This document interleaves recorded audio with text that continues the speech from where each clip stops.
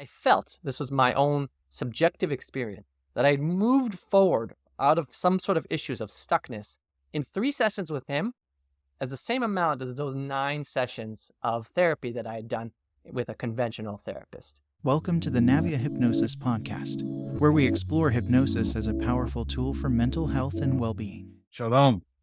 How are you today? I am doing great. It's good to be here.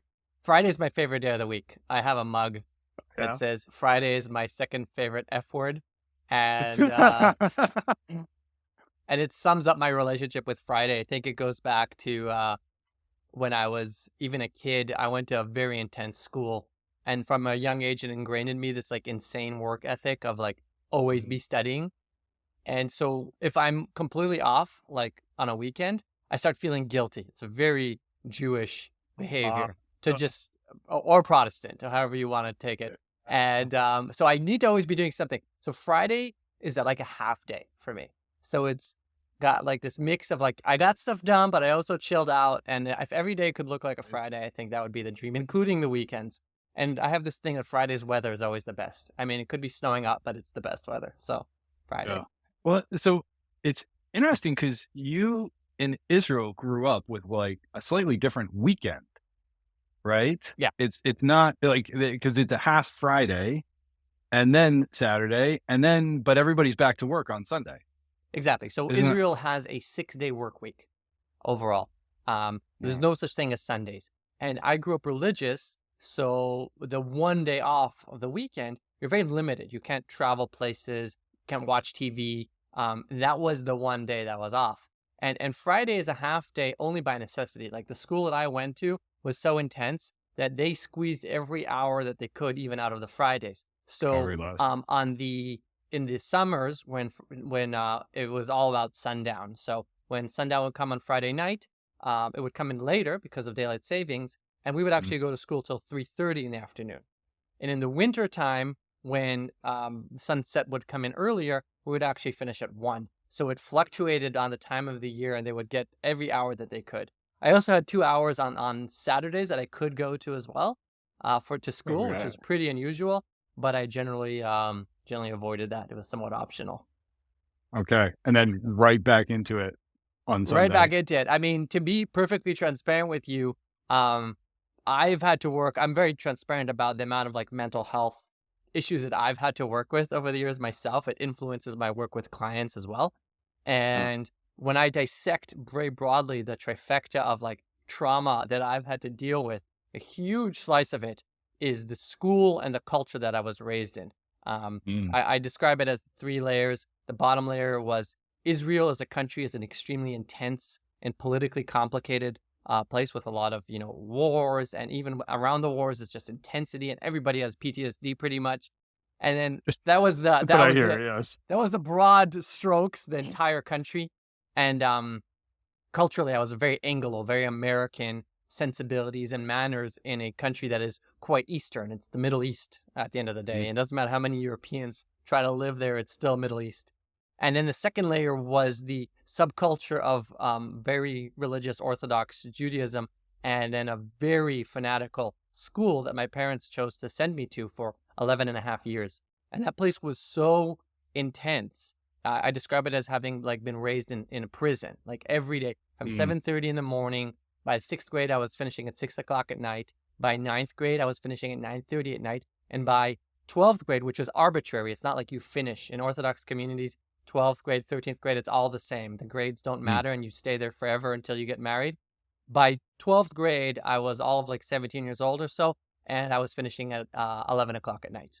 And that's pretty normal, but they also didn't have any vacations. So it was every single day of the year. I would finish 5th grade, and the next day I was in 6th grade. There were even Jewish holidays, which traditionally people do have, even a few weeks off around the holidays, where you had school during the holidays.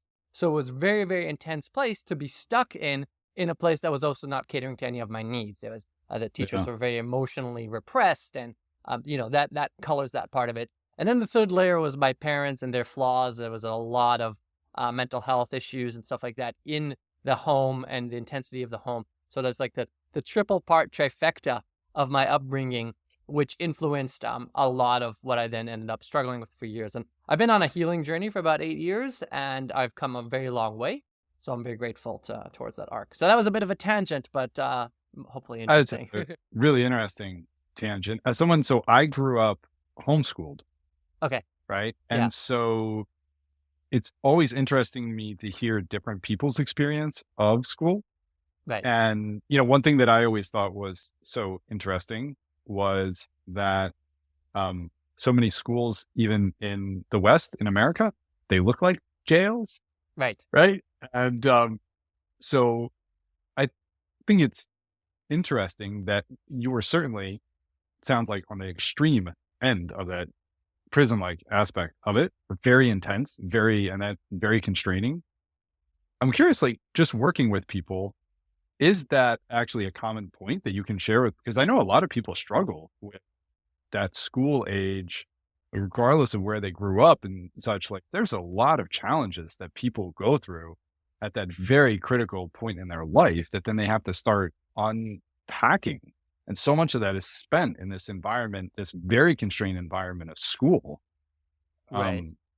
I'm just sort of following the tangent here. It's an interesting tangent. Like, how do you feel that comes in to even just general, like, other challenges you hear people facing and what they're unwinding? Yeah. It's rare. Like, somehow for the average person, from my experience, is it's true for me too. In the way of school versus home, home always wins.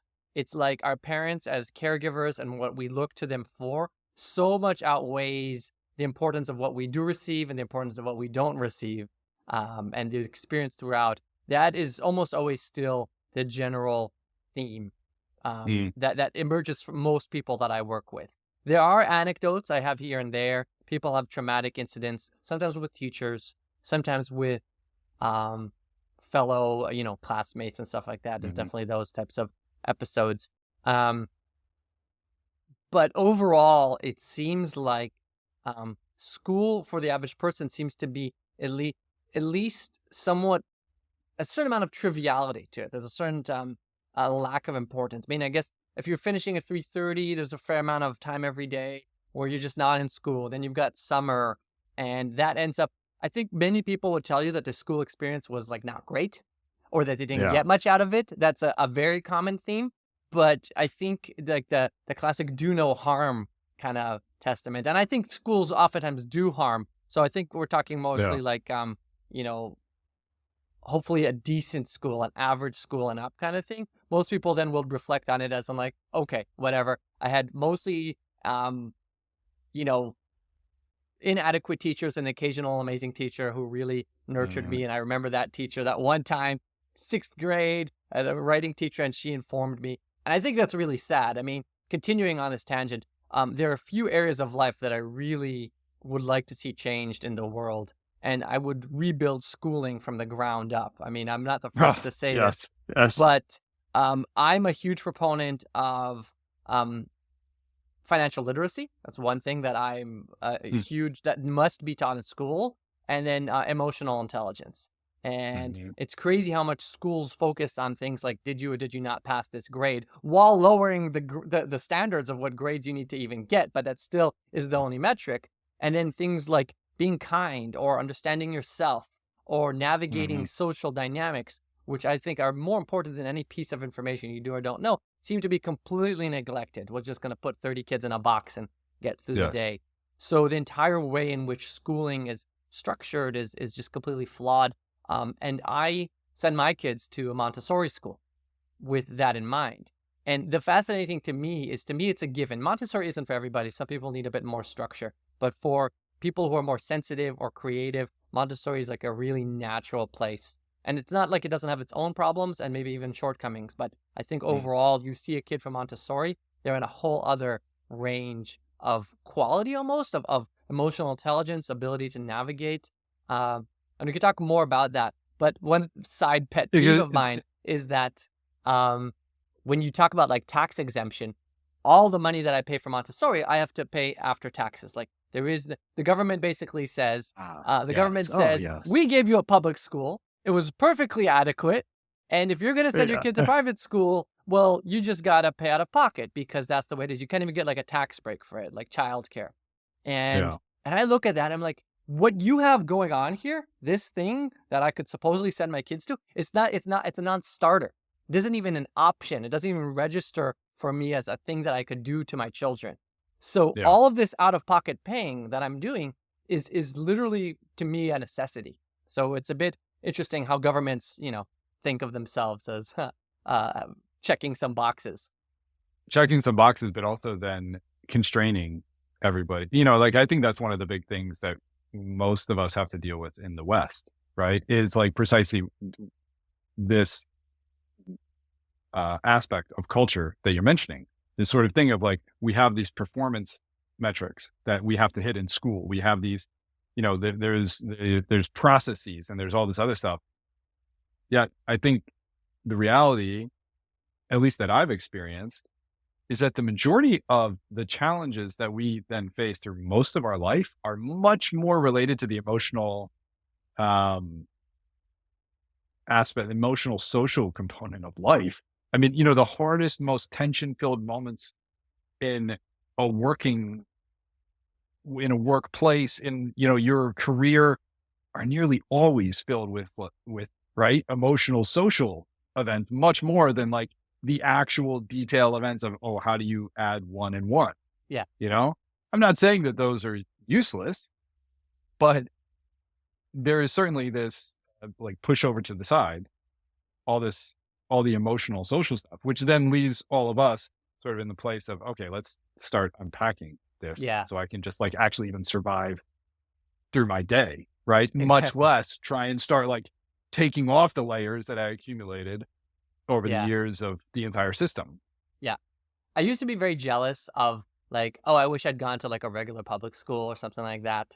And it's true. I think I would have done better, but I think it wouldn't have been as glamorous as I imagine it. I think it would have been more of a less harm. It would have been a harm reduction, what I call getting to zero kind of situation, where I still probably would have had to get the majority of my education outside of school, which I've done anyways.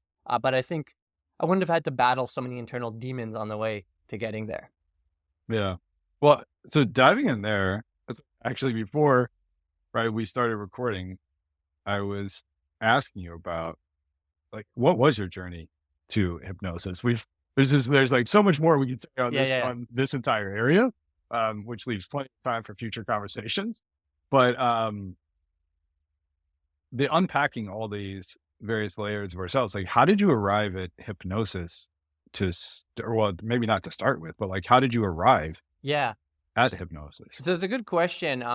And it's an interesting arc, how it emerged for me. So I was interested in psychology from as a teenager already. And I think I was drawn to like helping others, which is interesting also considering how messed up I was, but sometimes it's almost a prerequisite in the healing profession. So yeah, I was qualified in that regard.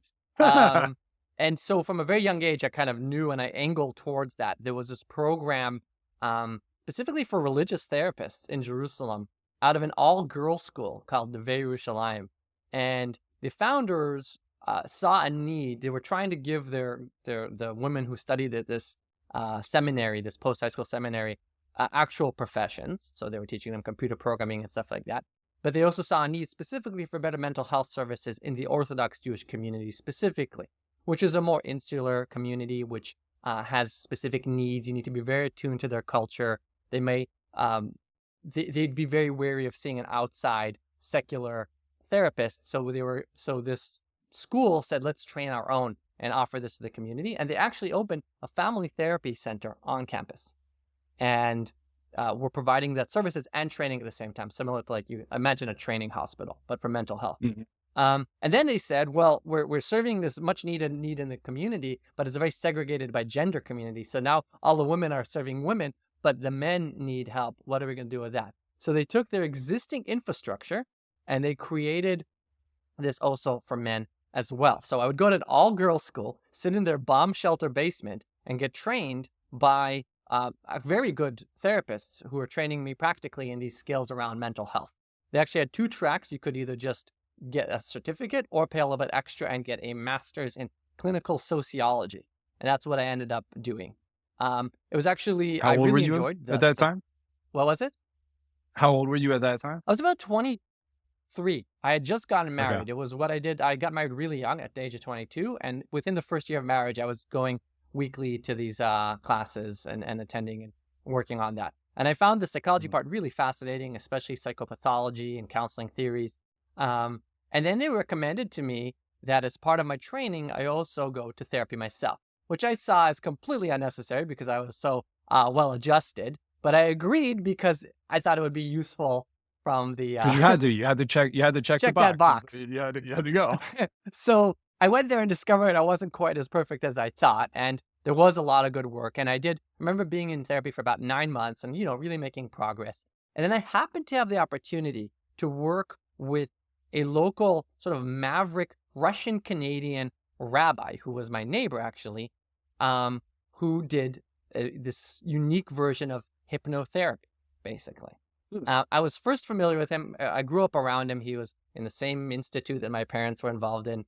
But he'd put out a book with like guided meditations, and as a teenager, I'd already listened to it and all these sort of interesting stuff. And his work was highly spiritual. So he would be doing hypnosis with you, but he would also be bringing God into the picture and making it a really kind of transcendental experience. Now, I say to this day, if you believe in God and you bring God into your therapy healing, well, that's a very empowering experience. God's going to help you heal. God's going to support you. And, when you're going through a difficult time, you have this omnipotent being at your side. If that works for you, it's great. But his was really baked into their curriculum. And so at the time I was very religious, and I ended up doing 3 sessions with him over the course of several months. And I felt, this was my own subjective experience, that I moved forward out of some sort of issues of stuckness in 3 sessions with him as the same amount as those 9 sessions of therapy that I had done with a conventional therapist. And I was like, wow, okay, there's something going on here where there's a level of intensity that is happening in a process that's unfolding in this hypnosis type of stage compared to regular therapy. And so I actually organized a small training, meaning a small cohort of people to train with this rabbi. And we trained for him for 9 months every week. Started out getting the curriculum from him and practicing on each other, and acquired this body of knowledge around this spiritual hypnosis that he was practicing. Now, an interesting anecdote is that in Israel, hypnosis is illegal. Israel is a country that's got missiles raining down, people driving on the sidewalk, and it's chaos. But the thing that they decided to enforce is hypnosis. And you can only do hypnosis if you're like a dentist or a doctor or like a licensed psychologist, right?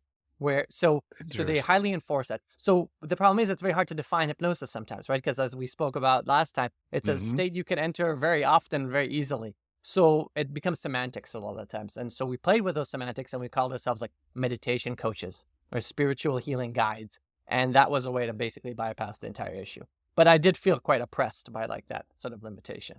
So, but it was very experiential, it sounds like. Very experiential? Just that sort of hopping in the sense of like what you experienced of like the connection with hypnosis was that you dove into it. Like, was it an immediate thing that like after the first session, you were like, oh, there's something here? Because you said you did 3 sessions, and in those 3 sessions, it was like 9 months worth of other practice. Well, was there something like immediately that you felt, or did it take a couple of sessions to really sort of the light bulb to come on? No, it was immediate. It's just the cumulative immediate, and it's just cemented it and snowballed it. But there's something these sessions, and that's what drew me to them, they stand on their own. Where the way I describe it is a lot of times you go to a therapist and it might take weeks to sort of unpack the issue or get to the root of the issue or even divulge the issue depending on your comfort with the therapist and stuff like that. Hypnosis allows you to go so deep, so fast that there's usually both the discovery and the resolution of the issue in a at least a microcosm of it in a single session, in an hour and a half, right? And that is sort of almost unheard of. So I'll have a client who comes to me with a presenting issue, but they want to know why it's happening for them. And we'll literally both understand why in a single session and basically arrive at some sort of sense of closure around that issue in a single session. And again, this feels like psychology. This isn't conventional hypnosis, we can talk about the difference between what most hypnosis sessions look like and what the hypnosis that I do looks like. But that is, it feels like therapy on steroids. It feels very like it just all happened. So there's this almost instantaneous, you walk out and like colors are brighter and you have this sense of relief and an expansiveness in your body. Like you actually can take up more space in the world or in yourself. And that's the thing you just walk away with right away. And I did this over and over again. And I was like, wow, okay, this is something else completely. Now I got to hustle and make this training happen. Yeah, that's fascinating. Were you going to then the other training, like the psychology training at the same time as you were experiencing the power of hypnosis? And like, So, what meaning was there? Like, I guess what I'm interested in, was there like a nearly balancing act? Like, like sometimes you see something really powerful, but then nearly like you go over to a different environment and you have to nearly act like it doesn't exist, right, and right. you have to juggle. So the timeline was interesting. And I will say that a couple points on that, I guess, that come to my mind. I'll talk about the theory first. In the rest of the world outside of Israel, it's actually really easy to become a hypnotist. Okay? You do a fairly short training. You learn some very interesting techniques, but they kind of sit in a vacuum. And you can become a hypnotist and you go out there and you work with people. I consider it a huge advantage that I have like a classical therapy training behind what I'm doing, whether that's in how I work with people and what informs me and my understanding. And again, I could always learn more and there's always more to learn, but spending all that time learning to be a therapist first and then building the hypnosis on top of it, I think really creates the best of both worlds and allows me to approach people's clients with a more holistic with a more holistic view. And I actually took that approach to the field. When I chose to train other practitioners, I specifically first selected people with a mental health training background. I could have taken anybody and trained them, but I felt that people with that mental health background would have a huge leg up as far as what they already know, and also will be perceived as more knowledgeable and authoritative when they go out there to offer this to people, which is important because we are dealing in the world of mental health. For the timeline of it all, I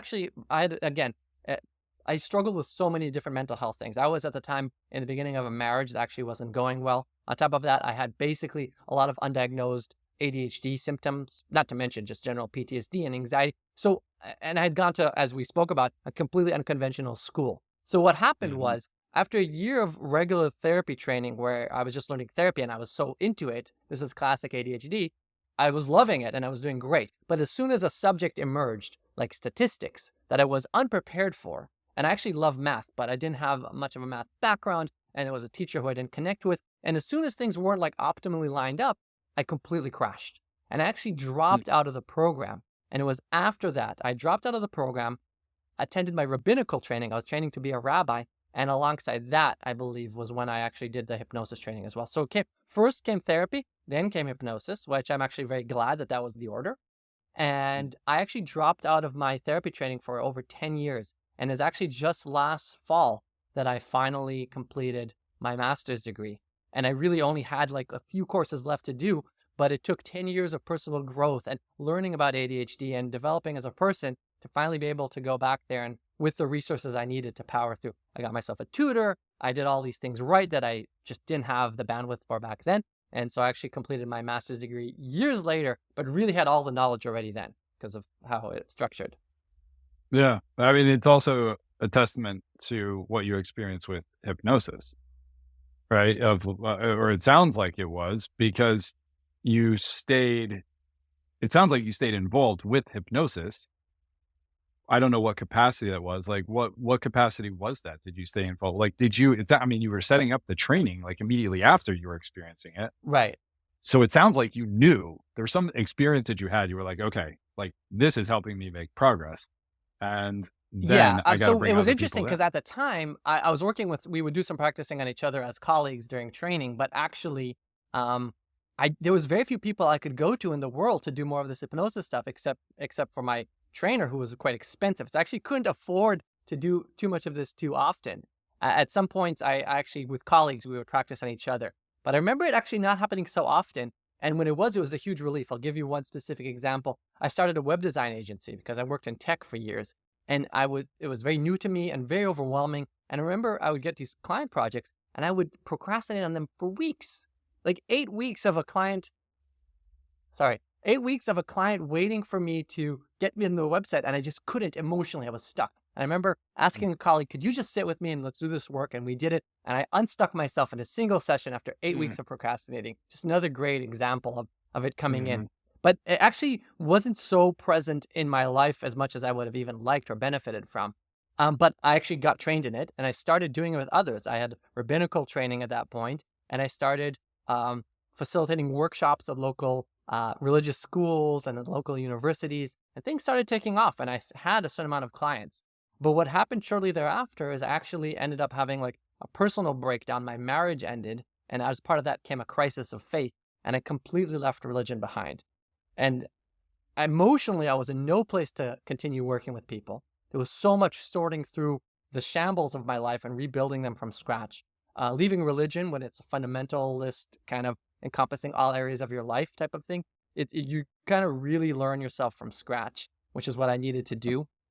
And the other challenge was that hypnosis training was deeply intertwined with religion because that's how it was taught to me.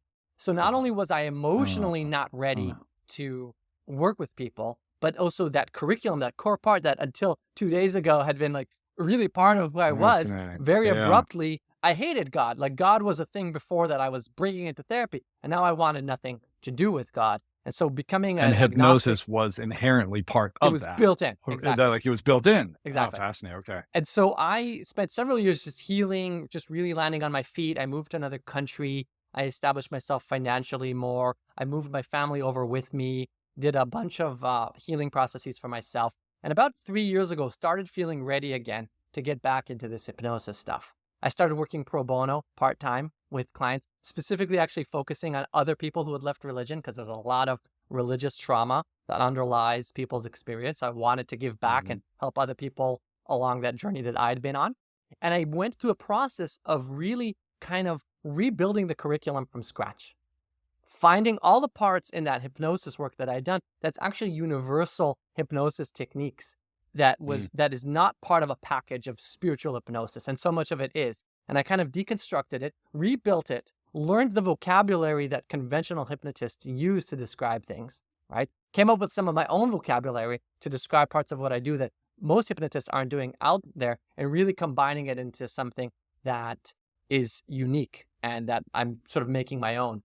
And that is an ongoing journey still. Finding the right language, figuring out how do you present this to people? How do you convey to somebody something that is so inherently experiential? The challenge I describe it as, challenge, right? Yes, it's like describing a challenge. drug trip. This type of work is the closest thing to drugs without doing drugs. And the same way, if you were on an acid trip, it would be impossible for you to describe really what was going on. You would be hard pressed to do the same thing here. Yeah. It's like, I think that is really the challenge around experiential practices. Yeah. They have a dramatic impact on your life. Like you mentioned that moment of getting unstuck, right, on a project. I don't even think that most people realize that there are tools out there to help them on those very practical moments in life. And that so much of it is we've like over intellectualized it, as opposed to just like getting back to that experience. But then one of the barriers to that is even the language to describe the experience that you can communicate. Because if somebody hasn't experienced it yet, right, it's like, well, how do you communicate that to them? Exactly. Like, I imagine that's like, that sounds like that's one of the development processes of even as you ventured into helping other people with it. It's really, how do you think about the language? How do you pass on that experience? Exactly. And I think the challenge with language, there's a couple fronts. First of all, I don't want to toot my own horn too much because might not sound believable. So for that extent, like I've gotten testimonials from other people saying that this was more profound than therapy, because I don't want to be the one who stands there and says, I'm going to be better than therapy because I have an agenda. So getting other people to say it is a big part of it. To me, and this is a larger conversation, one of my goals in all of this is to elevate hypnosis from what's considered by many people to be a very niche, kind of like, I don't know, I went to therapy and it didn't work, so I went to hypnosis. Or I saw this weird guy doing hypnosis on stage, and now I got to see a guy who does hypnosis as a clinical thing. I want to take it from that space and have it be seen as a perfectly legitimate form of therapy, similar to CBT or IFS or all these, buzzwords that are all around us. And to do that, it's a fine line where I don't want to use too spiritual languages. There's a whole spiritual chakra-oriented kind of space where I try to avoid that because some people are really drawn to it, but the main general population, I think, might get turned off by that. And that's always a concern. So to walk the mainstream line, and I don't want to get too clinical. And I don't want to use language that is too hypnosis niche, because hypnosis has its own vocabulary separate from how therapists would talk. And I'm always trying to say, how can I keep this in basically a lay therapist's terms and bring it all back into that container as much as possible. And it really sounds like to be able to connect that to people's experience so that they can find an entry point into it and so that they can experience it. Right. I really, and this is the challenge. I'm not a licensed therapist. So I can't say, come to me for therapy and I will do hypnosis on you, right? That's not fair and not thing, even though in many ways it is extremely therapeutic, right? And that's this weird line that hypnosis kind of lives in. Hypnosis lives in a gray zone between life coaching and therapy. And the National Guild of Hypnotists, who are one of the bigger regulating bodies, there's no one regulating body in hypnosis, but they're one of the biggest. They've got this clause that says things like, hypnosis is used to treat ordinary people for ordinary problems. It's not therapy. And I look at that and I say, what's an ordinary person and what's an ordinary problem, right? So one thing they're trying to say is like, psychosis. We're not going to work with you if you're psychosis or if you're like mentally hospitalized or something like that. But short of that, who isn't walking around the world today without some sort of clinical diagnosis around anxiety, depression, ADHD, something like that? Everybody has that. And if you go down to the root of it, it's almost always trauma, right? So you're ending up doing trauma work if you're going to do anything of significance. So I feel that sometimes there's this weird double speak that oftentimes has to occur because hypnosis wants to live on its own. It doesn't want to be too regulated, doesn't want to only be limited to therapy. And I think that's a good thing. But on the other hand, to do that, and now needs to be pretend maybe to be what it isn't. And part of that is that some hypnosis can be very life coachy. But there's a spectrum that you get in the training where you could go more analytical and even do regression work where you're actually revisiting past emotional experiences. And so no one's telling you not to do that. And how is that really different than therapy? It's an eternal question. But there's so many gray zones in mental health anyways, that this is just one of many that's existing out there. Yeah, I keep coming back to the language where it seems like you view it really as a powerful tool. Because and I don't know if that's tweak my language there. But I remember, we were talking about states of consciousness and dropping in, and that it's a state of consciousness within which, once you're there, there's a lot of different opportunities to do different work. And so it's not just one thing, even though people have sort of attached it. A lot of people have attached it to a particular A lot of people have attached way of working. People have attached to stage hypnosis. That's the common visuals of it. And then people have the standard hypnotists have attached it to a highly behavioral and prescriptive approach. I had an experience with a local hypnotist that I went to just because I wanted to experience it. And anecdotally, I haven't had enough experience to tell you that actually maybe wasn't such a good experience because I've only done that once. Other people have told me that it could have been better. But in this case, I went there and I sort of lay there and I had scripts read to me. And you no longer want to be this and you now will find yourself being that. And that is very common in hypnosis because you're open to suggestion. You're open to new ways of being. And somebody standing there and saying, hey, maybe you'll become this, maybe you'll become that, or more prescriptively, you will become this, that can influence you. Okay, so there is space for that. However, I'm a big believer. I'm beyond just the baseline of hypnosis, which I'm very excited about. I am a believer in the set of specific therapeutic practices that I do with my clients once I've put them through that initial trance state. The brand of hypnosis that I'm doing is quite different than a lot of other work out there. It borrows from a lot of other modalities, so we haven't recreated the wheel, but we've kind of assembled the best of many worlds into an experience that is far more similar to therapy in many ways. It feels like therapy. Now, I used to be very gung-ho, hypnosis or bust, right? I have a more nuanced approach now.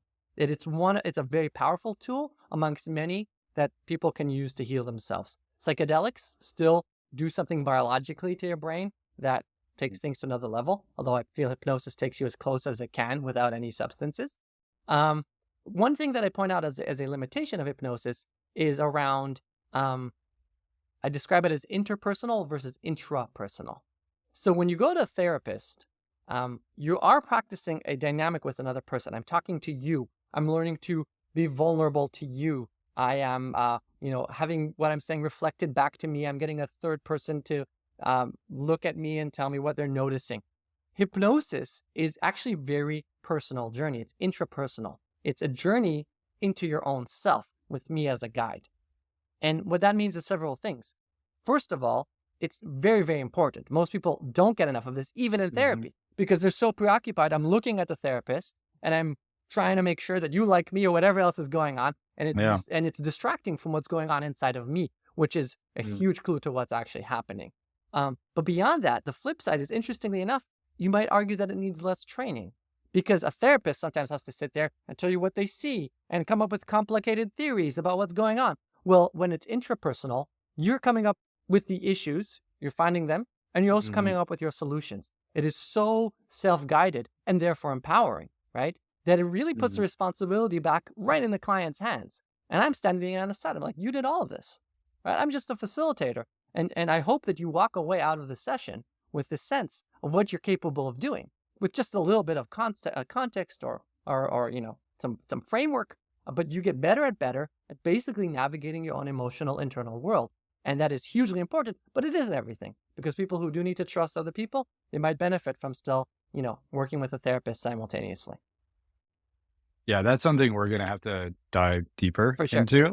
I think the actual experience of talking through that would be really interesting, because like many people, I'm sure, I definitely spent the majority of my life in a mode where I didn't even know that there was an inner world that existed, Yeah. And so, our experience of that was quite eye-opening for me, right? The first time I even really recognized that.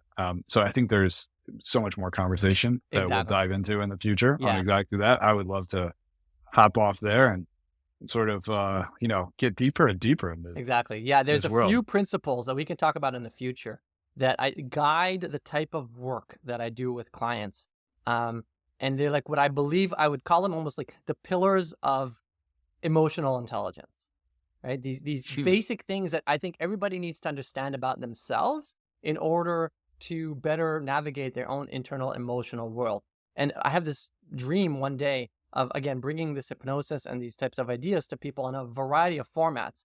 One of them, I would love to do some sort of like high school program. Come in, work with high schoolers. They're at an age where navigating their emotions is so important, and convey a few of these core principles that can completely change how you experience your life moving forward. So you're old enough to start exploring that. You're young enough that it will still inform a huge part of your life. And it's something that I wish everybody had just these few principles with them. And if I could just convey that to people over the course of a few sessions, that itself is worth it. Yeah, that's amazing. Yeah. And also the practicality. Like I keep hearing it within that, the practicality of the experience, right? Like meaning the practical impact that it can have on your life. Exactly. And so it's not like some intangible, thing out there. Right. It can really it can help you solve. Yes, exactly. But interesting enough, it does go from the inside out, especially in my work. A lot of hypnosis is very behavioral. It's like all about, did you or did you not quit smoking? But for me, it's about, did the thing inside you shift so that you are now able to quit smoking? And that will manifest in all sorts of other ways too in your life as well, because it is very much inside out. But I do want you to experience yourself and the world differently from here on forward, and for you to take these tools with you in the future. And this, all of hypnosis agrees. Hypnosis is a short-term therapeutic modality, right? We're not there for you to see us every day for years. That's generally not the way it's done. You'll get what you need from us, and you'll move on into your life. And maybe you'll come in for a tune-up in a couple months. But typically, the goal is to get you past whatever it is that you want to get past, actually very quickly. And I see that as a source of a lot of hope for people. People come to me and they feel tremendously stuck. Maybe they're, post-COVID depression for 2 years already. and they're just really feeling stuck. And I tell them, you could feel a lot better after the end of a single hour and a half session. And who would want that, right? That's like this magic wand pill thing. Like you could feel better about your life and more hopeful about your future in a single session. And it's pretty much guaranteed. I don't like to guarantee anything, but I tell people like, this is the standard that I set for myself. Yeah, that's amazing. Yeah. Okay. A lot more to follow Absolutely. in future conversations. Thank you, Brad. Shalom again. Thank you. Amazing. Phenomenal. And we'll continue the conversation. Sounds great. Thank you, Brad.